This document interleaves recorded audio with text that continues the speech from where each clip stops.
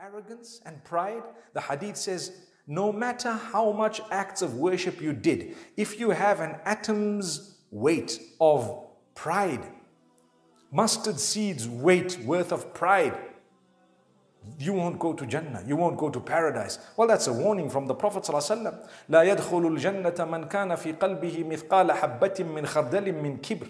He will not enter paradise in whose heart there is a mustard seed's weight worth of pride.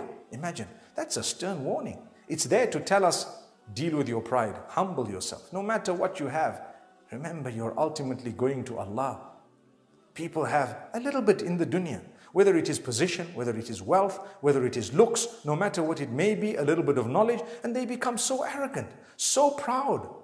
And the wrong pride, when I mean pride here, I'm talking of the evil pride. How could you do that? That is a sign that you don't have the piety. There is no piety in a person who has pride. What's the point of all the prayers you are doing and your acts of worship and all the knowledge you have? When you are a proud person, you have arrogance. You have this feeling of belittlement against others.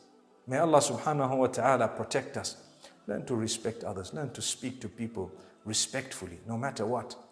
And trust me, it is a process. You will have to be disciplined. You will have to try. You will have to keep trying. That's when you will become a better person. It is a lifelong commitment to become a better person.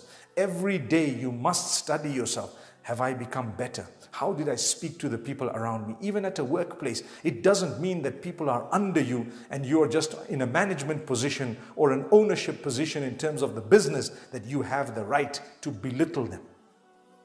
When you're giving a charity, the winner is he who can make the poor person feel such a good feeling, not a belittling feeling, but an empowering feeling. Respect, words of love and kindness. Don't throw things at poor people. Don't throw a coin at a beggar. Give it with utmost respect. Then you're heading in the right direction.